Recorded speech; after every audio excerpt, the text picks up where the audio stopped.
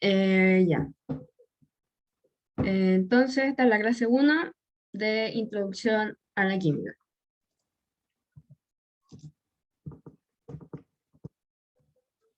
Vamos a ver la guía 1 de materia y átomos.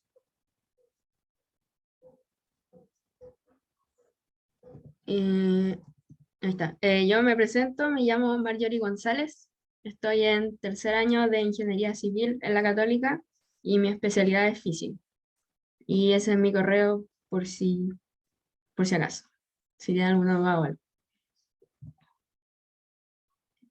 Entonces, partimos con la materia que se divide en sustancias puras y mezclas.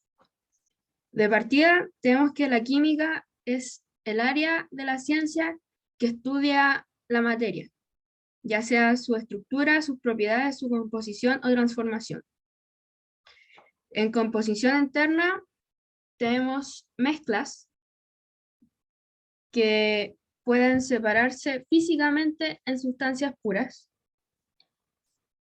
como son las mezclas homogéneas, que son dos o más sustancias unidas cuyas fases no son distinguibles, como es el caso del agua y el azúcar, del agua y la sal.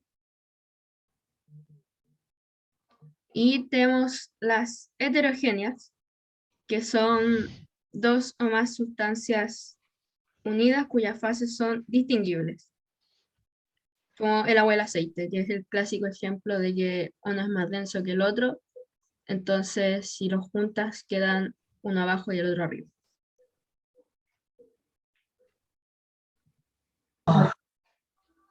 Las sustancias puras Y probióticos que ayudan a disminuir las molestias digestivas menores. el micrófono, por favor, si alguien puede. Ya, gracias. Las sustancias puras pueden separarse y unirse químicamente. Tienen composición química, es decir, tienen propiedades, por ejemplo, describibles en la tabla periódica. De las sustancias puras sacamos los elementos, que son sustancias simples compuestas por átomos no combinados. En un rato voy a explicar qué es un átomo, pero por ahora sepan que son sustancias simples, de una sola cosa. De ahí llegamos a los compuestos, que son uno, dos o más elementos unidos químicamente, no físicamente como las mezclas. Y átomo, en griego, significa sin división. Y el átomo es la unidad fundamental de la materia y la química. Del átomo sacamos moléculas, que son dos o más átomos de un elemento unidos. ¿Hay dudas hasta acá? Si tienen dudas pueden interrumpirme o hablarlo por el chat.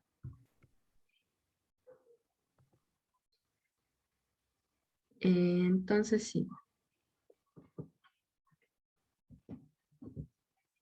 Los átomos están compuestos de electrones, protones y neutrones. Como podemos ver en el PowerPoint, los electrones tienen carga negativa y se encuentran alrededor del núcleo. Giran en órbitas que están definidas en nubes electrónicas. Tienen masa de 9,1 por 10 a la menos 31 kilogramos y carga de menos 1,6 por 10 a la menos 19 coulomb. Luego tenemos los protones, que tienen mayor masa que los electrones, de 1,67 por 10 a la menos 27 kilogramos, y la carga es la misma que el electrón, pero del signo contrario, porque los protones son positivos. También tenemos los neutrones, que tienen la misma masa que los protones, pero su carga es cero porque son neutros. Y ahí en la imagen podemos ver que el núcleo está conformado por los protones y los neutrones, mientras los electrones giran alrededor.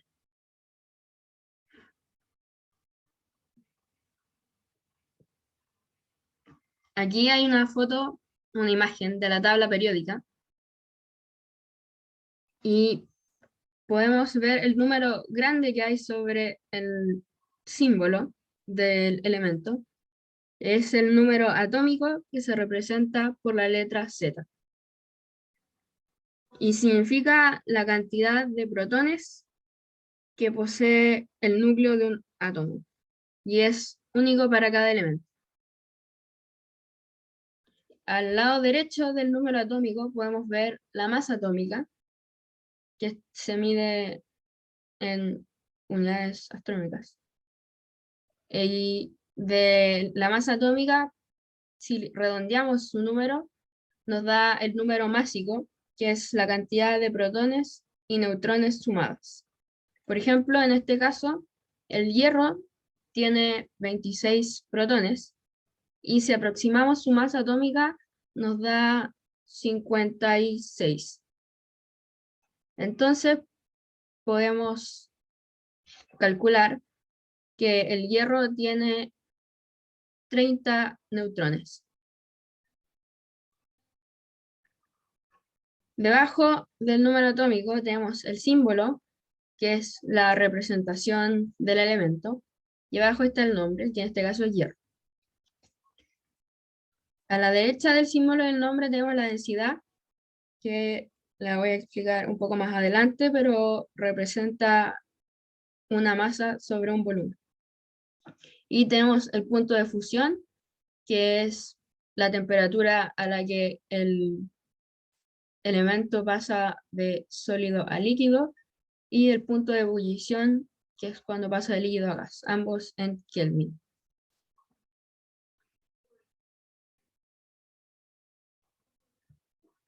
¿Hay dudas hasta acá?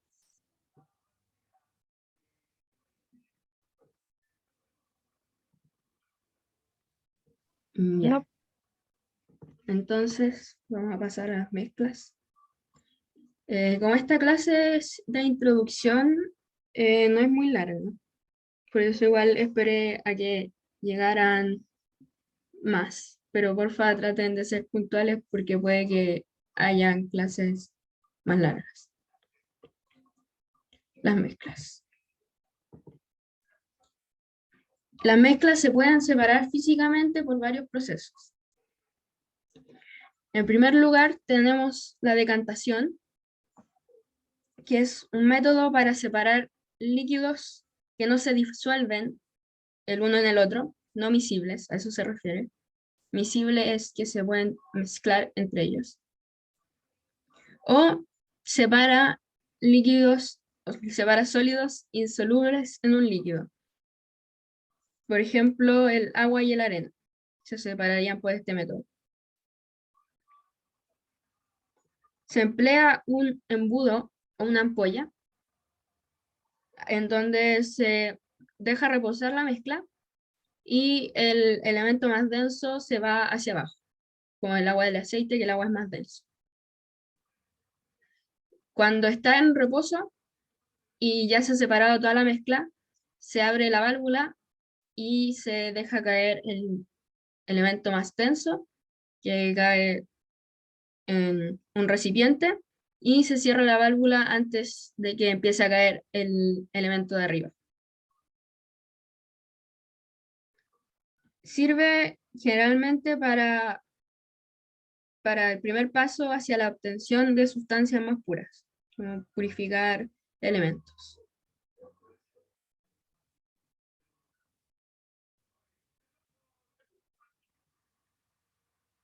Algunos ejemplos son, como está ahí, agua potable y aceites naturales, pero también puede servir para refinación del petróleo, que es un ejemplo de purificar. En segundo lugar, tenemos la filtración, que separa sólidos no solubles de líquidos. Usa un papel filtrador y un embudo que permite el paso del líquido por el medio poroso, pero a la vez retiene los sólidos.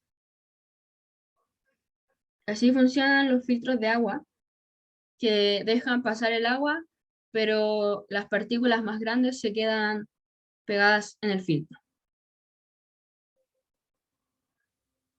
Como si han visto las cafeteras como que usan filtro, este es el método que usan. El café se comprime en el filtro, le echan agua, entonces el café se disuelve y quedan los granos en el filtro, pero abajo queda café. ¿Hay dudas hasta acá?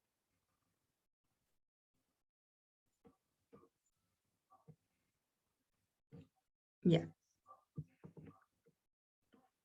En el siguiente lugar tenemos el tamizado, que yo creo que es el más conocido. Separa sólidos de diferente tamaño. Es clásico pasar piedras por una malla para que las chiquititas pasen hacia abajo y las grandes se queden arriba. Esto también lo hacemos cuando cocinamos y tamizamos la harina para que quede sin grumos. Tienen diferente tamaño.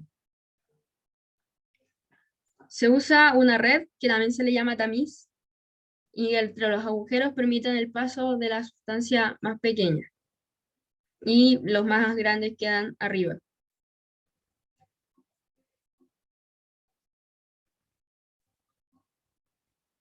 Y finalmente tenemos la destilación, que separa líquidos solubles entre sí con distintos puntos de ebullición, como el agua y el alcohol.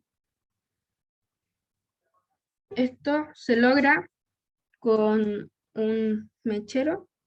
Si se produce calor en el tubo, entonces se logra que se evapore el líquido con el menor punto de ebullición y queda el otro líquido en estado casi puro. Y se calienta para que el de abajo se evapore. Y luego el que queda se refrigera. Y luego se condensa y queda el líquido tal como lo teníamos antes de destilar.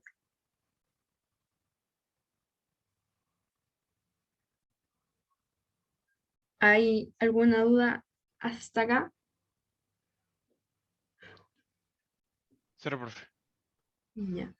Si quieren, no me digan profe, porque yo creo que somos muy cercanos en edad, entonces me pueden decir por mi nombre o también me dicen Mayo de apodo. Cualquiera, no me molesta ninguna. Pero si les acomoda más, me pueden seguir diciendo profe. Eso. Y entonces pasamos a las propiedades físicas.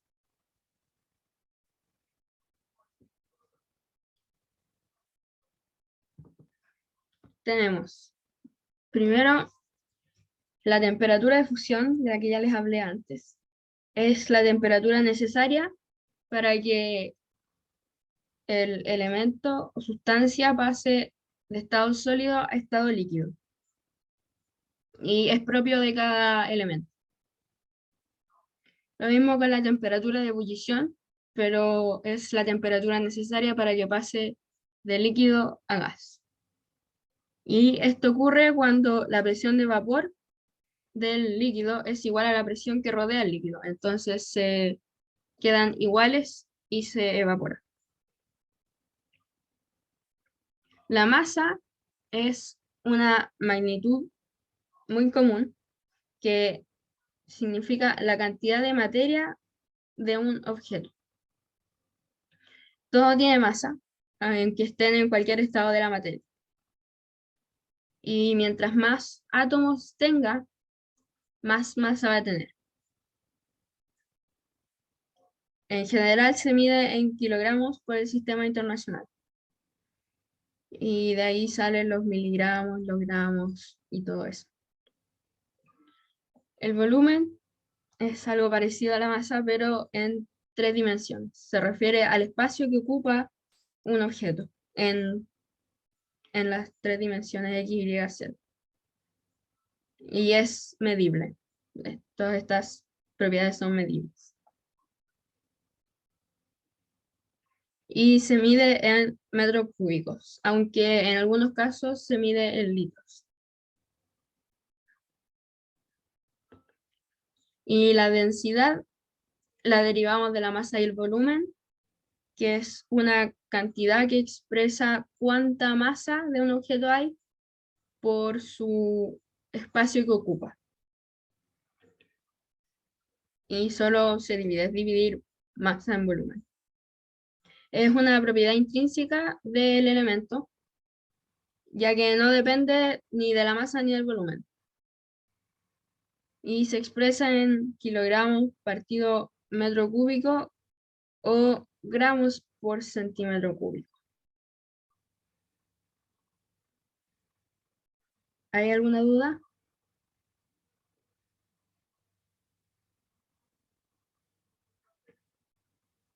No. Ya, voy a asumir que no. Igual pueden decirlas en próximas clases si tienen dudas. Esta clase era solo de marcha blanca para ver cómo funcionaba todo. Así que hasta acá sería la guía 1. Es muy corta y es muy introductoria. En general, esta primera semana es toda introducción y la segunda clase deberían ver métodos científicos el jueves a las 9, no, a las 7:50 creo, en el segundo módulo. La otra profe les debería subir el link en anuncios también. Y eso sería todo, pero no se vayan porque tengo que pasar resistencia.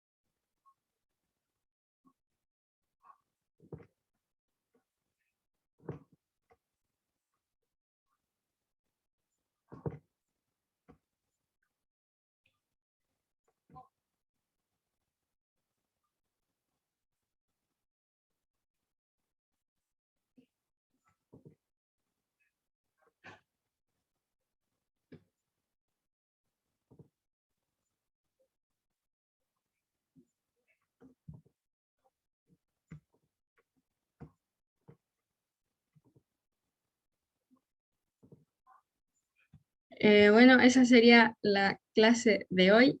Ya pasé asistencia. Ojalá que les haya quedado todo claro. Si tienen dudas, siempre me pueden preguntar.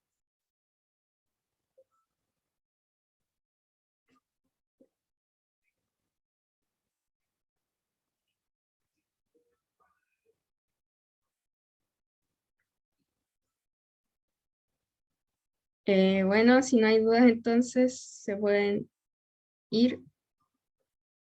La guía 1 está subida en la página del PREU en guía. Y siempre vamos a usar el mismo link todos los martes, que es este que está en anuncios.